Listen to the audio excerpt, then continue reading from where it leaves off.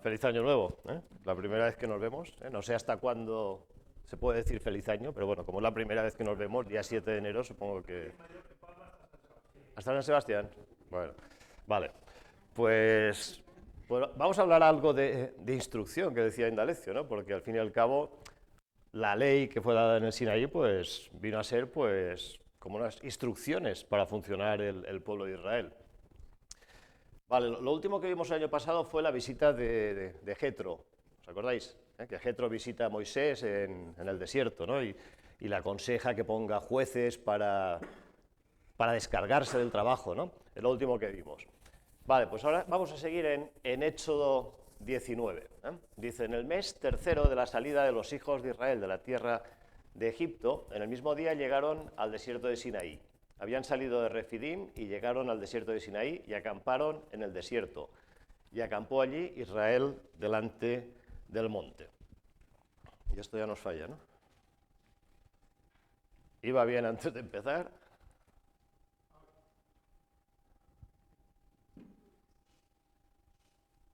Vale, ahora sí. Vale, pues unas 6 semanas después, un mes y medio después de haber salido de Egipto, Israel llega, perdón, no, de cruzar el Mar Rojo, Israel llega al Sinaí. Delante del monte debía haber una explanada grande, porque claro, siempre que acampaba Israel, imaginaros, 1,5 millones de personas aproximadamente, pues necesitarían una logística grande, ¿no? Yo pensaba cuando acampaban, primero necesitarían espacio para montar tiendas, para situarse todas estas personas. Luego, no harían demasiados desperdicios, porque, por ejemplo, ellos tenían el maná, y el maná era algo que no había desperdicio, no había huesos, no había peladuras, no hacían envases, no había tetrabricks, todo esto que hoy hacemos, pues tantos residuos ellos no harían, ¿no? Pero bueno, cuestiones higiénicas, de ir al baño, de ducharse, todas estas cosas necesitarían toda una logística. Y el caso es que van a estar allí delante del Sinaí durante casi un año. A veces hacían paradas cortas, otras veces eran más largas, pero en este caso van a estar un año. En Números 10 leemos, dice, en el segundo año, en el mes segundo, a los 20 días del mes, la nube se alzó del tabernáculo del testimonio y partieron los hijos de Israel del desierto de Sinaí, según el orden de marcha, y se detuvo la nube en el desierto de Parán. O sea, al cabo, en el segundo año, por lo tanto, estuvieron, se calcula más o menos, un año en Sinaí. Y lo que pasará allí en el Sinaí es algo pues muy trascendente. Tanto es así que el resto del libro de Éxodo, estamos en Éxodo 19, pues hasta el final del libro, más todo el libro de Levítico y los 9 primeros capítulos del libro de Números, pues explican, nos cuentan lo que sucedió en el Sinaí. Por lo tanto, fue algo pues muy destacable. Vamos a ver qué pasó allí. Vale. Lo principal, pues que allí al pie del monte Israel recibió la ley, los 10 mandamientos que conocemos, más otras leyes también. E hizo pacto con Jehová. Dice, fue organizado como nación y aceptó a Jehová como su rey. O sea, Israel había sido liberado de Egipto, de la esclavitud, era un pueblo libre, pero necesitaban unas leyes para funcionar como pueblo. Aquí el Señor se las va a dar. Y necesitaban, lo que todo pueblo necesita, es también un territorio. Ese territorio pues estaba prometido, la tierra prometida, y van camino de ese territorio. Entonces allí pues el Señor le va a dar unas leyes y el pueblo de Israel aceptará estas leyes y aceptará que el Señor, que Jehová, sea su rey. No será una democracia, la democracia sería el gobierno del pueblo, será una teocracia, gobierno de Dios. Ya sabemos que más adelante luego el pueblo, con el paso de los siglos, cambia y piden un rey. ¿Recordáis que dicen queremos ser como todos los demás pueblos que tienen un rey? Y entraremos en la etapa de la monarquía con Saúl, etcétera. Pero de momento el pueblo lo acepta. Bien, dice, y Moisés subió a Dios, y Jehová lo llamó desde el monte diciendo, así dirás a la casa de Jacob, y anunciarás a los hijos de Israel.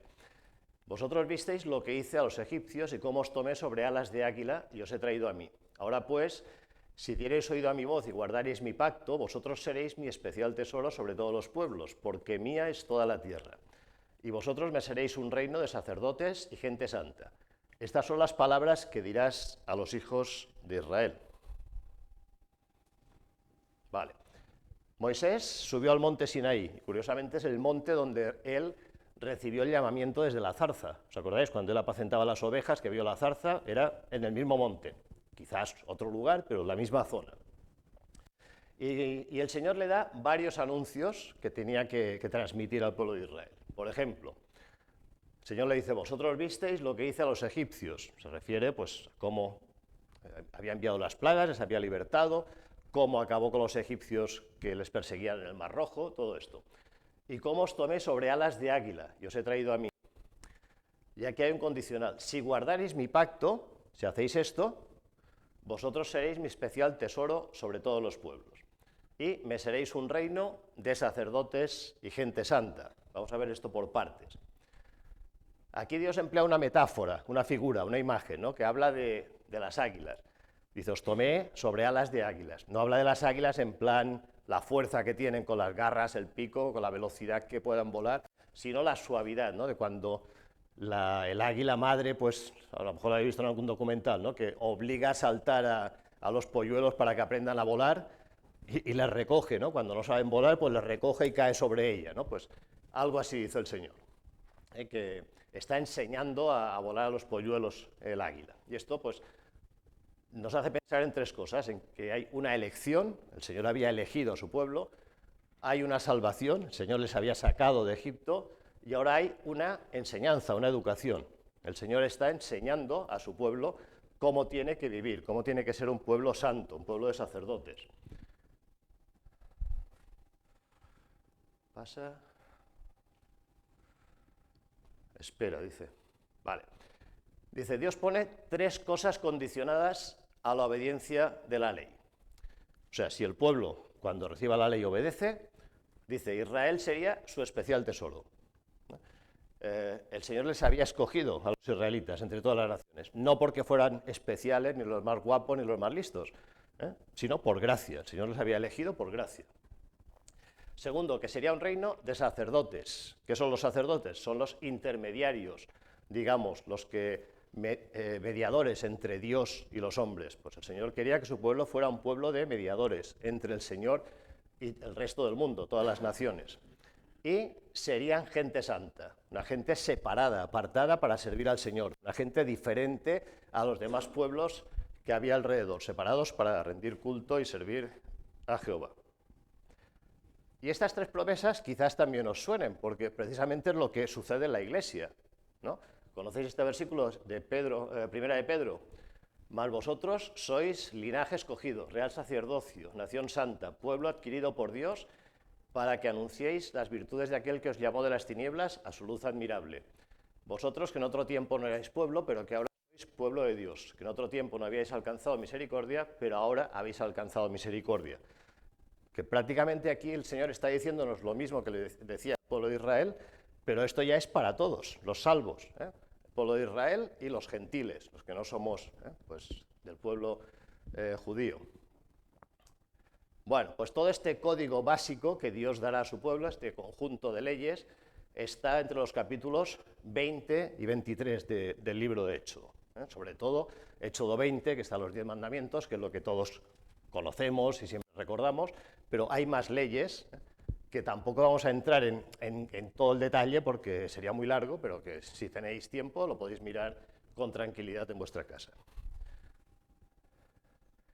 Bueno, dice que desde Adán no había una ley directa de Dios. Dios no le había dado a Adán unas leyes, sino que el trato entre el Señor y su pueblo, dice, había sido básicamente en gracia. El Señor se aparecía a los patriarcas, les daba unas instrucciones, hablaba con ellos, pero no había un conjunto de leyes. Ahora, dice, les ofrece un pacto por medio de la ley.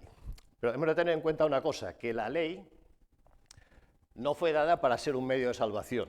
O sea, el Señor no da la ley para que el pueblo pueda ser salvo. O sea, no es decir, si cumplís esta ley seréis salvos. No es para esto.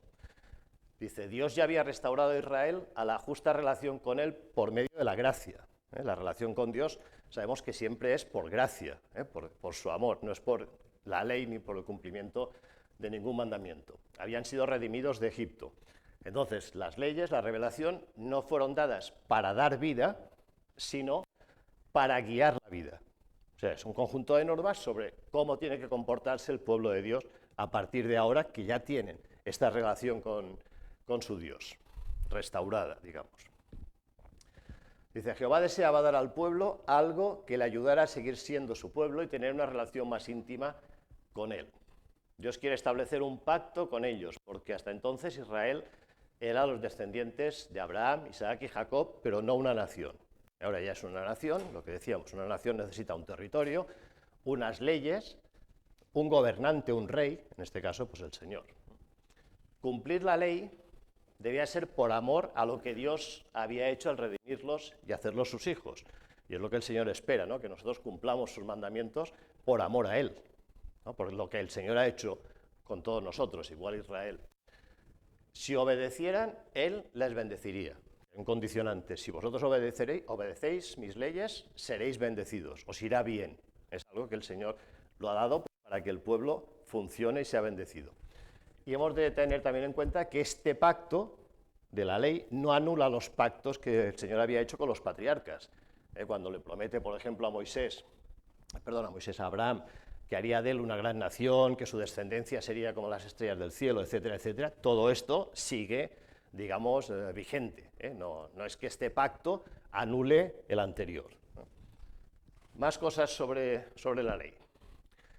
¿Cuáles serían los propósitos de la ley? Pues, por ejemplo, proporcionar una norma moral por la que los redimidos puedan demostrar que son hijos de Dios. O sea, dar unas pautas de conducta, unas normas para la vida de los israelitas. De manera que la gente que los viera actuar, pues dijera, este pueblo es especial, realmente son hijos de Dios. Vivir una justa relación con su Creador y el prójimo. Porque la ley tiene apartados que es la relación del hombre con Dios, pero también tiene otros mandamientos que son del hombre con su prójimo, con los otros hombres, tanto con Dios como con los semejantes. Otro punto de la ley pues podría ser demostrar que Dios es santo y también nos pide a los hombres, a su pueblo, que seamos como Él, que seamos santos. No vamos a alcanzar nunca su grado de santidad, pero el Señor nos pide que seamos santos como Él es santo. Y también enseñar al hombre su pecaminosidad y hacerle entender que solo puede ser salvo por la gracia. O sea, las leyes están muy bien para vivir, pero no nos dan la salvación. Solamente somos salvos por gracia. ¿Qué hace la ley en este sentido? Pues la ley es como un maestro, nos dice Gálatas 3:24, como un ayo que nos ha llevado a Cristo. La ley nos ha hecho ver nuestros pecados, nos ha hecho ver nuestras faltas, que hemos pecado en uno o en todos los puntos. Y que la única manera de restaurar nuestra relación con el Señor es por fe, por gracia, y aceptar lo que Él nos ofrece. Junto con la ley, pues más adelante se instituyó un sistema de sacrificios para quitar el pecado. Se enseñó así que la salvación es por gracia. Había un animal que tenía que morir por ti, pero realmente el que quitaba el pecado era el Señor, era por gracia, no es que el animal aquel fuera mágico y de quitar el pecado. Había una víctima, pero eras restaurado por gracia. Más adelante, como pasa muchas veces, estas cosas se hicieron normales, los sacrificios se hicieron rutinarios y los profetas tuvieron que recordar que los sacrificios, si no eran pues con fe y con amor y bien hechos, digamos, pues no valían para nada. Cuando las cosas se convierten en rutina, pues no sirven para nada. Si vengo a la iglesia los domingos, pues porque el domingo de 11 a 12 toca ir al culto y ya está, y me marcho, y hasta el domingo que viene, pues esto es una rutina, es una costumbre, que a lo mejor pues ni me llena ni me aporta nada. Y es lo que pasa a veces, que las cosas nos acostumbramos y perdemos la perspectiva de lo que en un principio era. Bueno, seguimos en Éxodo, dice, entonces vino Moisés y llamó a los ancianos del pueblo y expuso en presencia de ellos todas estas palabras que Jehová le había mandado. Y todo el pueblo respondió a una y dijeron, todo lo que Jehová ha dicho, haremos. Y Moisés refirió a Jehová las palabras del pueblo.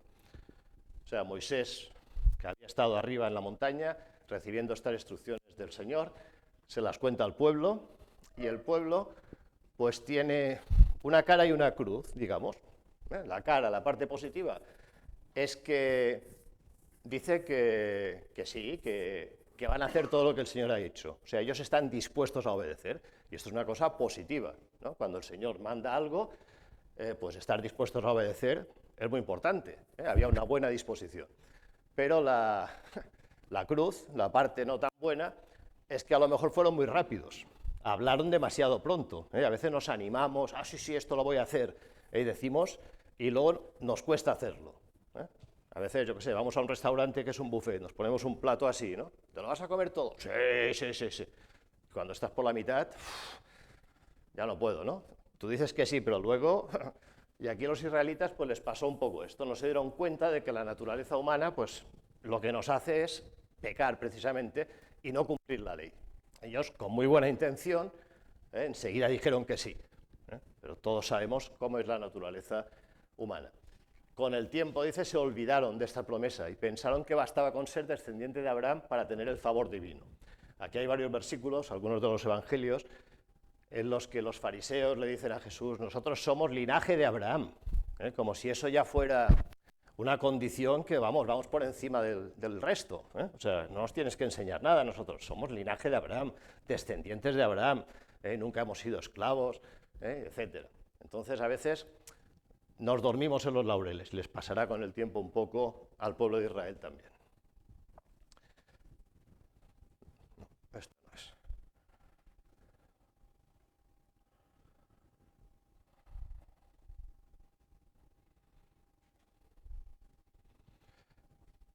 No nos funciona ahora. Ahora. Vale, era este, ¿no? A ver. Sí. Vale, la salvación de Israel era por gracia y no podía ser ganada por obediencia. O sea, lo que decíamos, yo no puedo obedecer al Señor cumpliendo todos los mandamientos y ganarme automáticamente la salvación, es imposible. Pero al revés sí, o sea, se puede perder por desobediencia. Si yo no quiero cumplir ninguno de los mandamientos, pues estoy diciendo que no al Señor realmente. Por lo tanto, no voy a ser salvo. Y luego, la imagen que tenemos de las películas, ¿no? Los 10 mandamientos o estas películas así clásicas, pues pensamos que Moisés subió una vez al monte Sinaí, ¿verdad? La idea que tenemos todos, Moisés sube, baja las tablas de la ley. Pues en realidad subió 7 veces, ¿eh? O sea que se pegó un palizón de hacer escalada, Moisés, porque subió varias veces, en total 7, no una ni 2, 7 veces, para recibir pues instrucciones del Señor y para hablar con el Señor. Dice, entonces Jehová dijo a Moisés, he aquí yo vengo a ti en una nube espesa para que el pueblo oiga mientras yo hablo contigo, y también para que te crean para siempre. Y Moisés refirió las palabras del pueblo a Jehová. Ya veis que siempre Moisés, lo que el Señor le ha dicho, se lo dice al pueblo y al revés. Lo que le dice el pueblo, pues se lo dice al Señor. Como el pueblo ha dicho que sí, que va a cumplir todo, la respuesta positiva del pueblo, pues el Señor le dice a Moisés que es el momento en que el pueblo oiga la voz de Dios, o sea, físicamente. El Señor va a hablar, va a dar las leyes, va a hablar y el pueblo va a escuchar físicamente. De esta manera, pues entonces, dice, le creerán al Señor para siempre.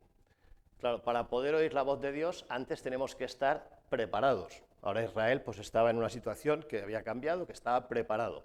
Y así todo, el Señor, antes de presentarse ante ellos, va a dar una serie de normas, de preparativos para poder tener este encuentro.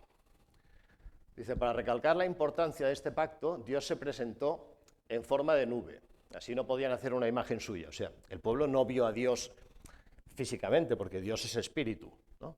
Vio una nube sobre el monte y habló físicamente, con voz audible para que todo el mundo lo oyera. Dice, esta aparición tan impresionante del Señor también servirá para confirmar la autoridad de Moisés. El Señor dice, también será para que te crean para siempre. O sea, para que vean que Moisés, lo que dices, pues está respaldado por Dios y que el pueblo te crea y no tenga dudas sobre tu liderazgo. Dice, Jehová dijo a Moisés, aquí vienen las instrucciones, ve al pueblo y santifícalos hoy y mañana y laven sus vestidos. Y estén preparados para el día tercero, porque al tercer día Jehová descenderá a ojos de todo el pueblo sobre el monte de Sinaí. Y señalarás término al pueblo en derredor, diciendo, guardaos, no subáis al monte ni toquéis sus límites. Cualquiera que tocar el monte, de seguro morirá. No lo tocará a mano, porque será apedreado o asaeteado. Sea animal o sea hombre, no vivirá. Cuando suene largamente la bocina, subirán al monte. O sea, el Señor da una serie de normas para realizar los preparativos antes de tener el encuentro con su pueblo. era una manera, dice, de recalcar la santidad del Señor. No podemos presentarnos ante el Señor sucios, por decirlo así, ¿no? El Señor es santo y quiere que su pueblo se santifique. ¿Qué tenían que hacer? Pues, por ejemplo, tenían que lavar sus ropas y santificarse, limpios por dentro y por fuera. Quizá lo de lavar las ropas es algo más simbólico, ¿no? Porque el Señor nos va a aceptar si vamos a Él con la ropa de trabajo o si vamos con un traje y una corbata. Esto el Señor no lo va a mirar, ¿no? Pero bueno, si vamos a presentarnos delante de, no sé, el rey, por ejemplo, el rey, sabéis que cada año cuando está en Mallorca hace una recepción en la Almudaina, ¿no? Y entonces va, no sé si conocéis a Miguel Navarro, el pastor Miguel Navarro. Bueno, como presidente del CEDIP, pues suele ir él, ¿no?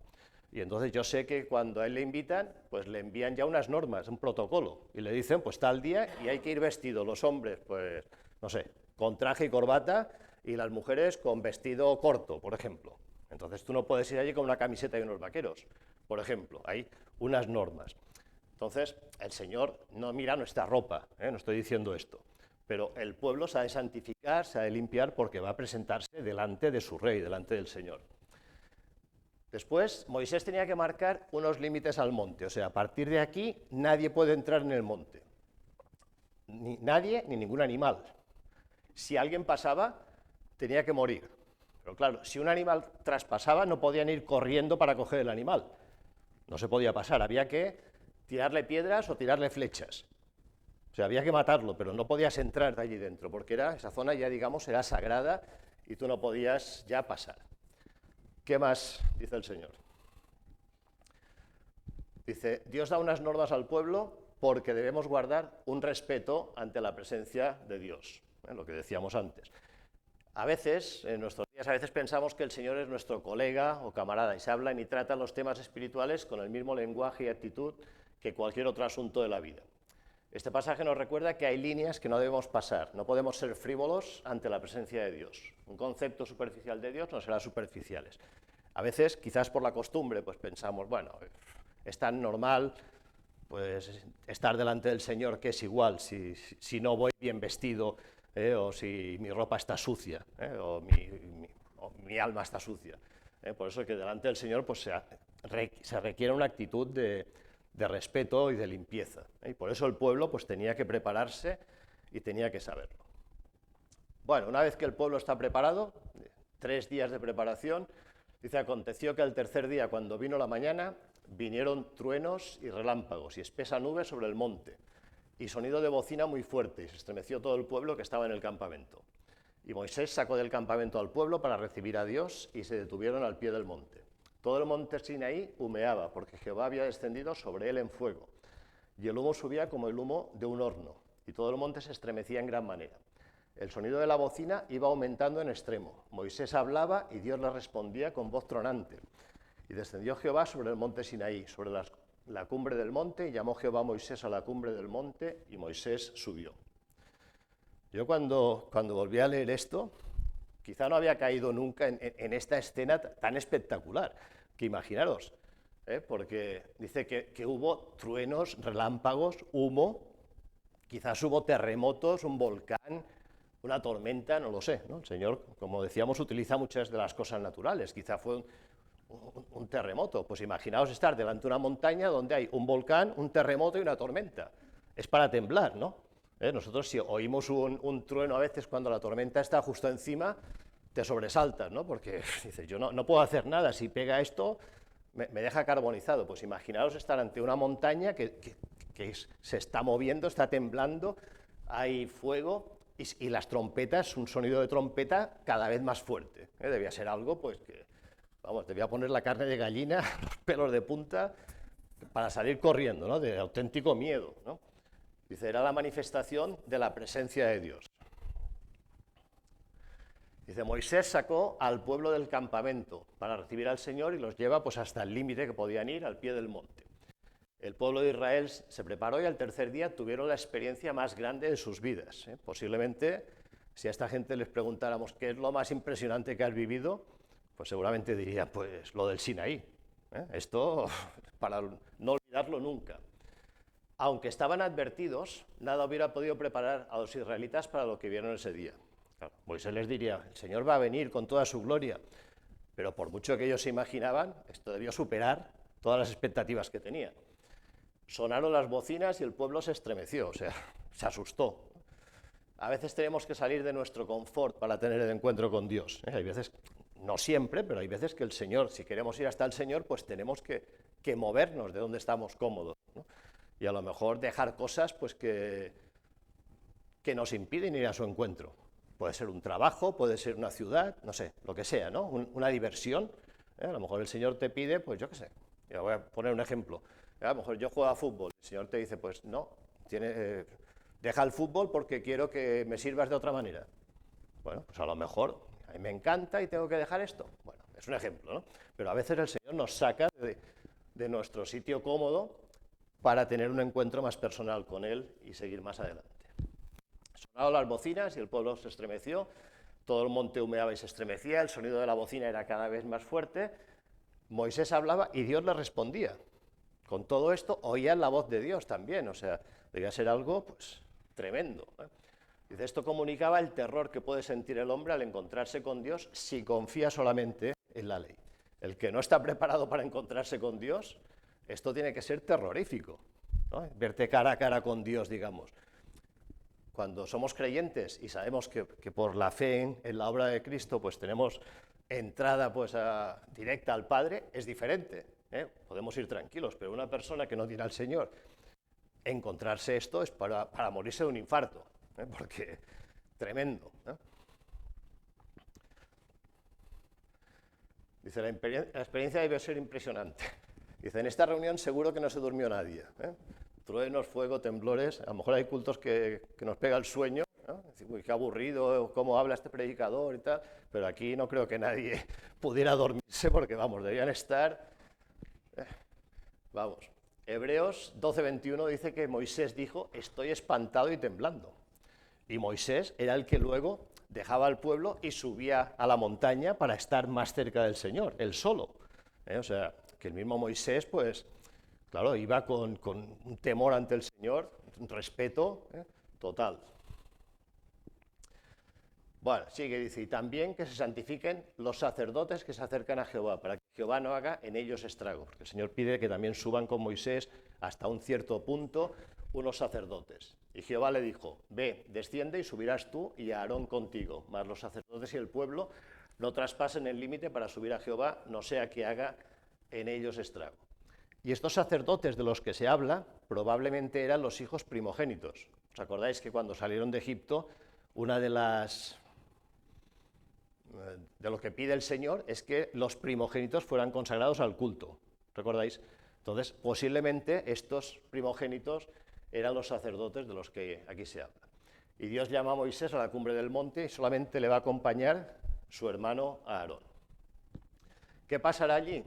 Éxodo 20 pues nos habla de los 10 mandamientos. Lo que pasará es que el Señor pues escribirá él mismo, 2 piedras, 2 tablas de piedra, los 10 mandamientos, como nos dice Éxodo 32 más adelante. Estas tablas después fueron guardadas en el Arca de la Alianza. Cuando el Señor más adelante da instrucciones para construir el tabernáculo, una de las cosas que había en el lugar santísimo era el Arca de la Alianza. ¿Recordáis aquel mueble que llevaba unas varas y que lo llevaban los levitas, ¿no? Pues allí dentro estaba la vara de Aarón, el maná, un poco de maná y las tablas de la ley. De los 10 mandamientos que el Señor va a dar, los 4 primeros tratan de la relación entre Dios y el hombre, cosas que el hombre tiene que guardar respecto a Dios. Y los 6 restantes de las relaciones entre hombres, cosas que debemos guardar nosotros con nuestros semejantes. El temor de Dios, y al hablar de temor, no nos referimos al miedo, al terror, al pánico, cuando vamos delante de alguien asustado, sino un temor reverente, ¿no? El respeto, el temor reverente. Dice, despierta la conciencia de las consecuencias de las acciones y lo lleva a uno a la obediencia. O sea, si tenemos temor del Señor, vamos a ser obedientes a sus mandamientos, porque sabemos de lo que el Señor es capaz y le amamos, sabemos lo que Él ha hecho, pues si le tenemos este respeto, vamos a ser obedientes. Deuteronomio 10 dice, ahora pues Israel, ¿qué pide Jehová tu Dios de ti? Sino que temas a Jehová tu Dios, que andes en todos sus caminos y que lo ames y sirvas a Jehová tu Dios con todo tu corazón y con toda tu alma, y que guardes los mandamientos de Jehová y sus estatutos que yo te prescribo hoy para que tengas prosperidad. O sea, todo esto el Señor no lo hace para complicarnos la vida. Ahora te voy a dar unos mandamientos para que te compliques la vida y que estés ahí. No, no, al revés, es para que te vaya bien, para que tengas bendición, que tengas prosperidad. Dice, el miedo te bloquea, el temor de Dios te hace obediente. El miedo nos puede bloquear, ¿no? Que a veces pasa, una persona a lo mejor delante de un animal se bloquea de miedo, ¿no? Un perro a lo mejor ladrando, corre y se queda paralizada, el miedo. En cambio, el temor al Señor, cuando sabemos lo que el Señor ha hecho, lo que el Señor puede hacer si no obedecemos, pues nos lleva a la obediencia. Bueno, y esta experiencia, digamos, terrible, que parecía pues algo pues tremendo, no era para asustar al pueblo y matarlo de un infarto, ¿no? Sino todo lo contrario, sino para que supiera la grandeza de Dios y le temiera, que supiera que Dios es un Dios pues santo, un Dios justo, y que hay que temerle en el sentido de que el Señor no dice una cosa y luego no la cumple, sino que lo que Él dice lo cumple. Bueno, y la ley, los 10 mandamientos, será el núcleo de la ley, la base, será como la constitución, digamos. Y después habrá una serie de leyes que serán dadas al pueblo a través de Moisés. Los 10 mandamientos los dio Dios directamente. Y luego una serie de leyes sobre cosas de la vida diaria se las va a dar a Moisés y Moisés las transmitirá al pueblo. Pues vamos a ver los 10 mandamientos. Dice Éxodo 21, dice, habló Dios todas estas palabras diciendo, yo soy Jehová tu Dios que te saqué de la tierra de Egipto, de casa de servidumbre. No tendrás dioses ajenos delante de mí. Este sería el primer mandamiento. No tendrás dioses ajenos delante de mí. ¿Qué nos recuerda este mandamiento? Pues que Dios es uno, el único Dios. O sea, no hay otro Dios, no hay otra posibilidad. Solamente a Él le podemos ofrecer culto. Adorar a ángeles, santos, vírgenes, etcétera, sería violar el primer mandamiento. No, yo también adoro a la Virgen porque era la madre de Jesús. No, aquí dice solamente al Señor tu Dios. Claro, nos podemos preguntar, ¿qué cosas pueden ser dioses para nosotros? No dioses en el sentido de ídolos, pero a veces, no sé, un deportista, un cantante, pueden ser ídolos para nosotros, ¿no? De que lo admiramos y casi los adoramos, ¿no? Hemos de tener cuidado también con esto. No tendrás dioses ajenos delante de mí, ni personas, ni trabajo, ni familia, ni nadie. No te harás imagen ni ninguna semejanza de lo que esté arriba en el cielo, ni abajo en la tierra, ni en las aguas debajo de la tierra. No te inclinarás a ellas, ni las honrarás, porque yo soy Jehová tu Dios, fuerte, celoso, que visito la maldad de los padres sobre los hijos, hasta la tercera y cuarta generación de los que me aborrecen. Y hago misericordia a millares a los que me aman y guardan mis mandamientos. Aquí tenemos el segundo.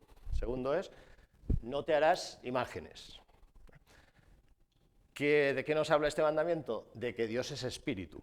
No podemos representar a Dios físicamente, porque Dios es espíritu, es inmaterial, digamos.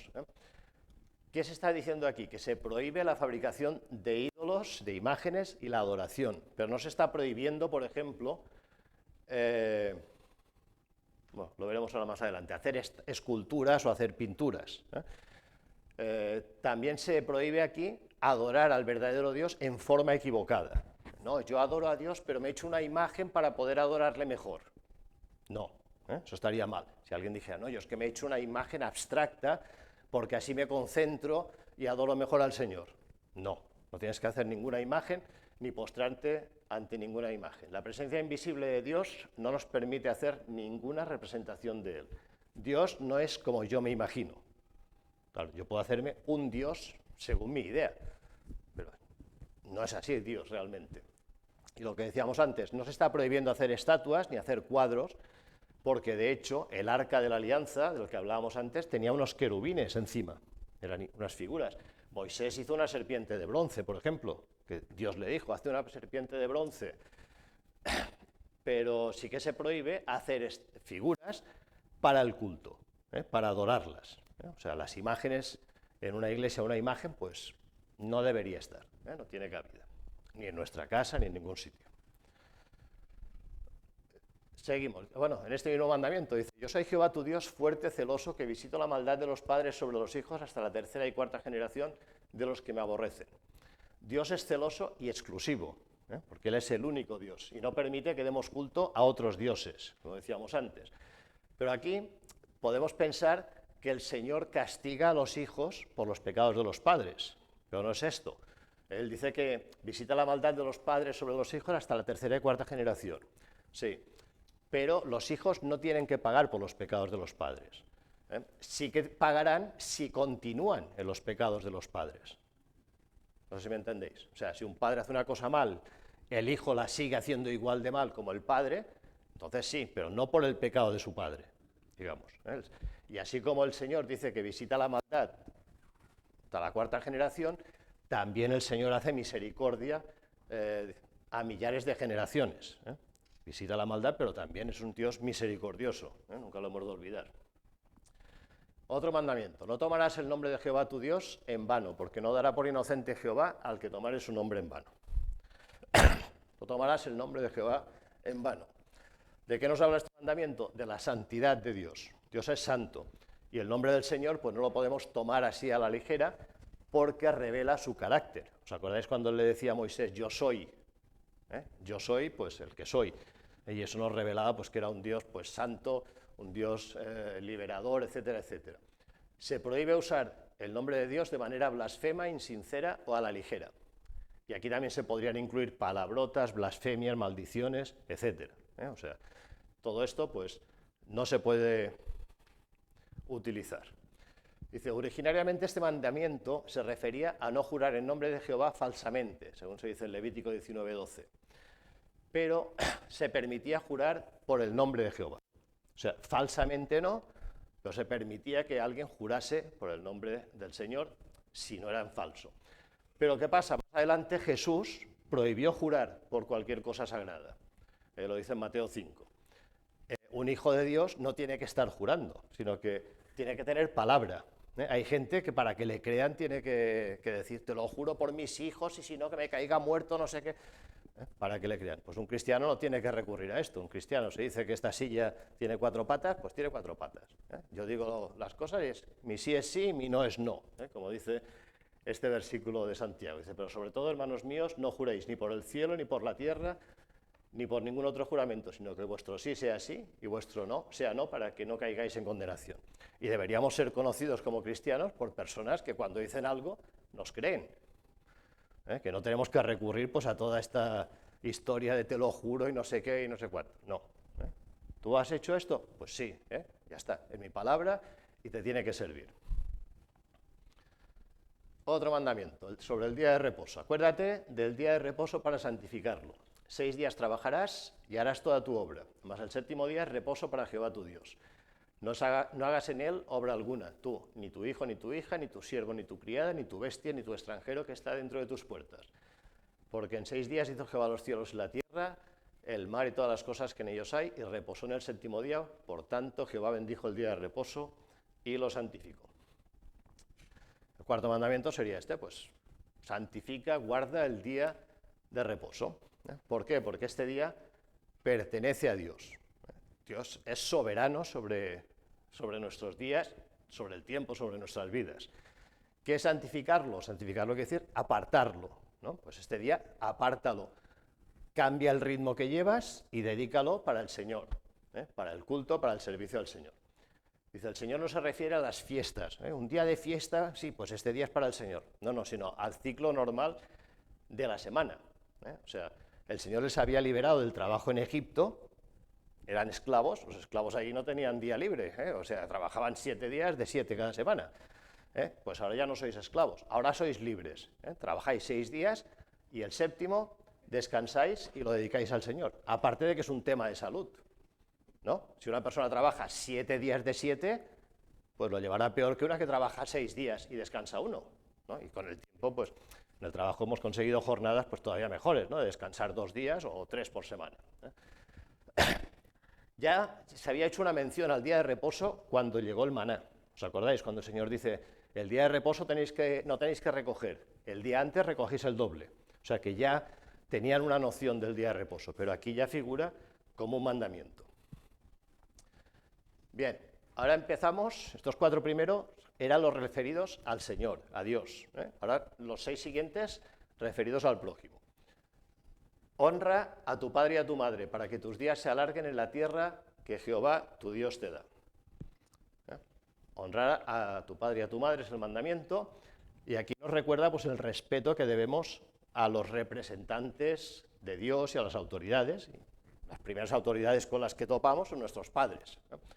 Dice, el hombre que no honra a sus padres difícilmente honrará a Dios. Claro, no podemos honrar al Señor y maltratar a nuestros padres. Sería una incoherencia. Por lo tanto, honra a tus padres. Además, es el primer mandamiento que tiene una promesa. Dice, haz esto ¿para qué? Para que tus días se alarguen. El Señor, pues aquí promete pues, dar larga vida al que honra a sus padres. Y, en fin, ya sabemos que la destrucción del hogar marca el principio del fin, ¿no? Decía el pastor Moody. Claro, cuando falla la familia, falla toda la sociedad. Y lo vemos en nuestros días, pues las familias están como están y la sociedad pues está igual de mal. Honra a tu padre y a tu madre. Bueno, y aquí tenemos un mandamiento que no tiene mucha historia. No matarás. ¿Qué nos dice? Pues que la vida humana es sagrada. Y aquí hay una cosa curiosa, porque este mandamiento prohíbe el homicidio, prohíbe el asesinato, digamos, pero no prohíbe la pena de muerte, puesto que en la misma ley hay cosas que están penadas con la pena de muerte. El Señor dice, el que haga esto, pues morirá. O tampoco se prohíbe la guerra. Dice, el soldado actúa como un agente del Estado.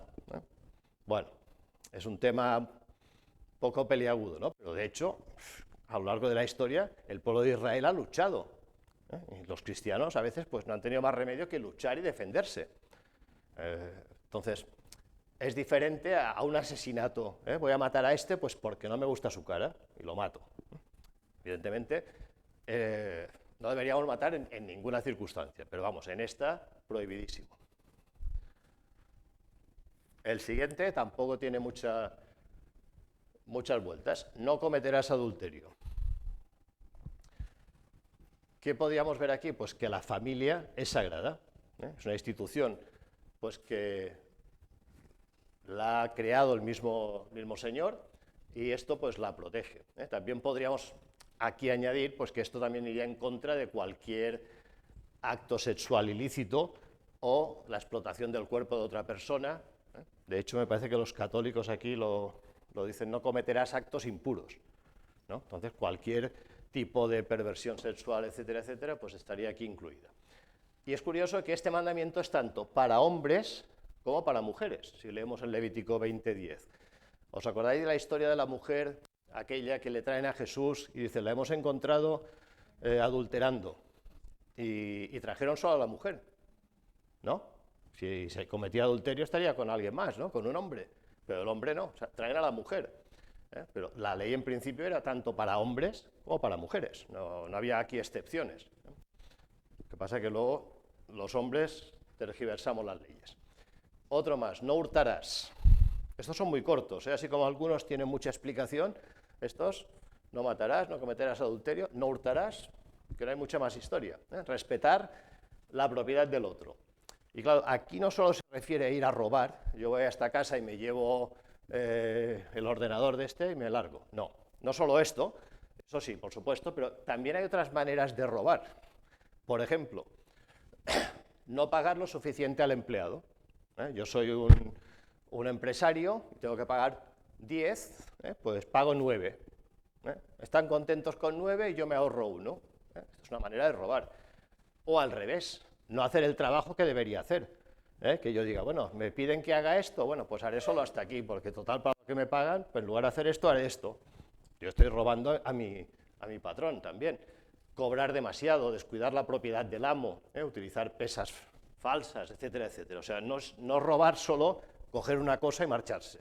Hay otras maneras también de hurtar, de robar. No hablarás contra tu prójimo falso testimonio.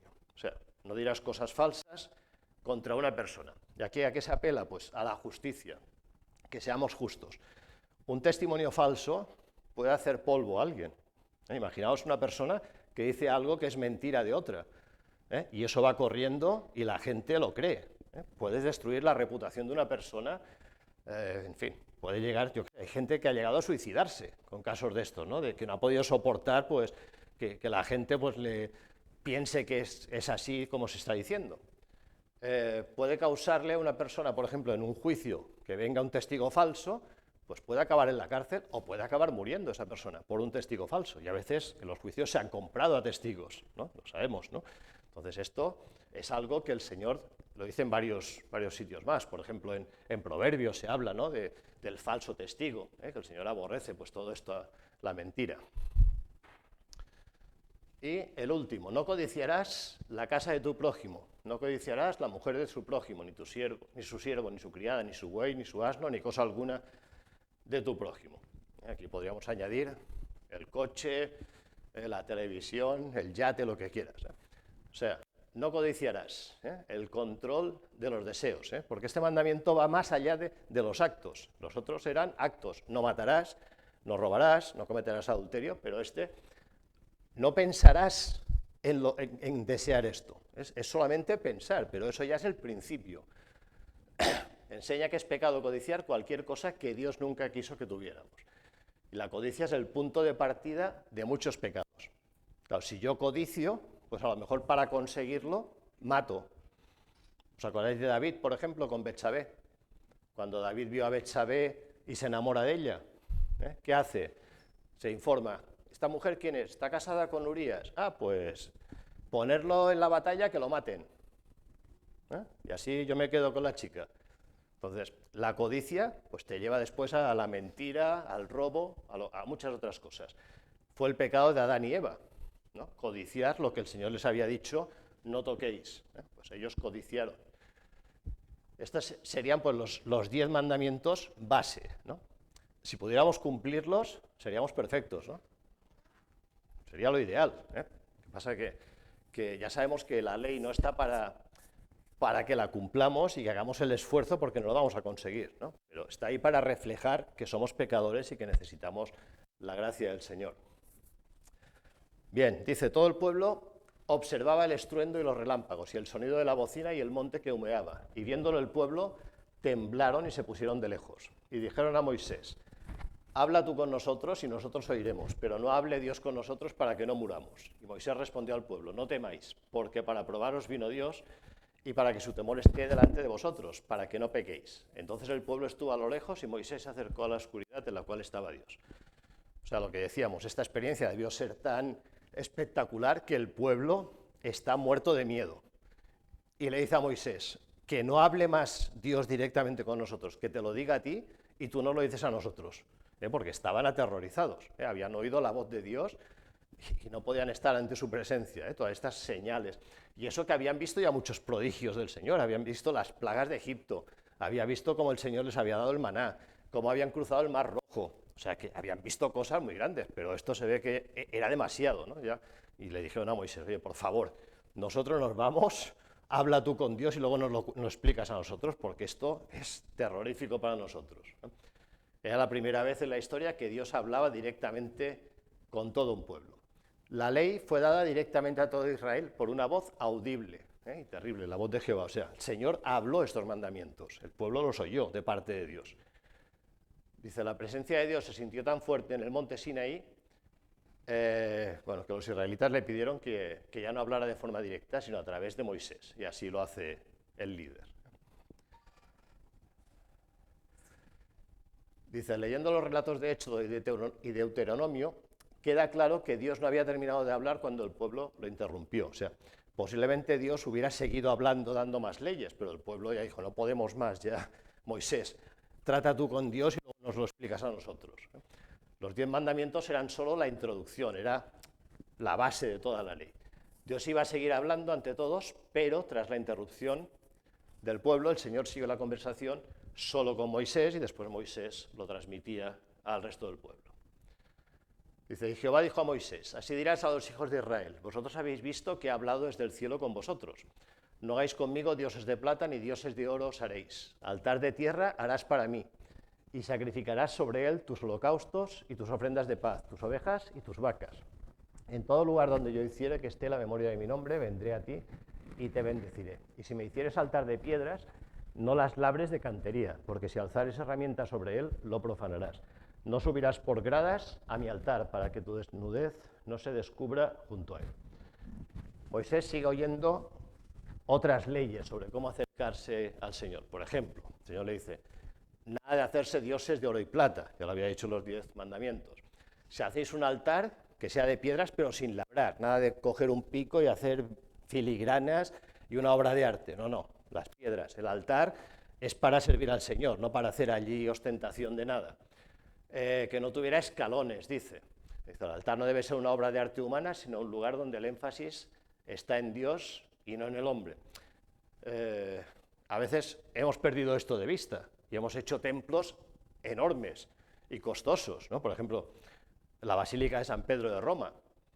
Eso era una ostentación de toda la riqueza que había en la iglesia en aquel tiempo. Entonces, lo importante no es que el templo sea con columnas salomónicas y con imágenes y con oro y tal, lo importante es que haya un lugar donde reunirnos. Y a veces hemos perdido esto de vista, es lo que está diciendo el Señor. Lo importante es el fin para lo que se hace el altar, no que el altar sea una virguería y sea una cosa muy bonita. El altar que sea sencillo, porque el altar ha de servir para que tú tengas contacto conmigo. Cuidando las formas y el decoro al acercarnos a Dios. Y nos podemos preguntar si lo hacemos hoy en día. Por ejemplo, no sé, si vamos a la iglesia, pues correctamente vestidos, por decir una cosa, no estoy metiéndome con nadie porque no sé ni cómo venís, pero que, por ejemplo, yo puedo ir a la iglesia con chanclas y un bañador, ¿vale? Pero ¿tú irías así a una recepción con una persona importante? Supongo que no. Entonces, si vas a reunirte con tus hermanos y a reunirte con el Señor, pues ve de una manera pues decorosa. No vayas, no importa que vayas con un frac y una pajarita, no importa, pero ve de manera pues decorosa, que no sea un escándalo para los demás, por ejemplo. Esto es lo que el Señor les está diciendo. Bueno, y en estos capítulos del 21 al 23, Moisés va a recibir una serie de leyes civiles y ceremoniales. Dios da, después del decálogo, las leyes por las que deberá gobernarse la nación. Hay muchas más leyes, nosotros conocemos los 10 mandamientos, pero hay muchas más. Fueron leyes adaptadas a un pueblo que básicamente era agrícola y ganadero. Por eso se habla mucho de la tierra y de los animales. Hay muchas leyes sobre los animales, sobre qué hacer con los animales, si matas al animal, al buey del vecino, por ejemplo, o si tu buey se escapa y se come las verduras del vecino, cosas de estas, ¿no? Y la tierra cuándo debe descansar, etcétera, etcétera. Las leyes de Israel, aún sin alcanzar los principios del Nuevo Testamento, pues contrastaban con las leyes de otros pueblos de su alrededor, porque eran unas leyes justas. Las leyes hebreas se basaban en la autoridad de Dios. No hay distinción entre la ley civil y la religiosa. No había unas leyes civiles y otras religiosas, sino que todo formaba parte de la vida diaria. Las leyes se aplicaban sin hacer acepción de personas por ningún motivo. O sea, esto lo que tantas veces se dice, todos somos iguales ante la ley, ¿no? Luego se añade, pero unos más iguales que otros, ¿no? Porque es verdad que todos somos iguales, pero hay gente pues, que tiene buenos abogados y tiene mucho dinero y se salta las leyes, ¿no? Pero las leyes tenían que ser igual para todas las personas. Protegían a los más débiles, huérfanos, viudas, extranjeros. Pensar que en esta época no es como ahora que el Estado pues, protege y da pensiones pues, de viudedad o de orfandad o tiene instituciones para acoger a los huérfanos. En esta época no había nada de todo esto, ni paro, ni nada de esto. Por lo tanto, una viuda podía quedarse, si se moría su marido de la noche a la mañana, pues desamparada completamente. Entonces había unas leyes para proteger a las viudas. Los castigos también demuestran un alto concepto del valor de la vida humana. También se respetaba mucho.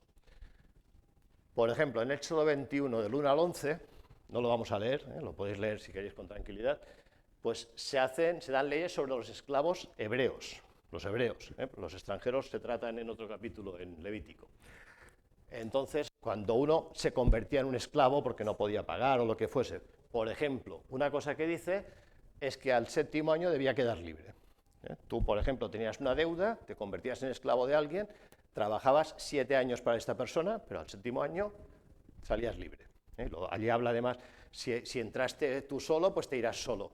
Si te habías casado mientras estabas como esclavo, pues ya te quedas con la familia, etc. Habla una serie de normas, pero por ejemplo esta era una.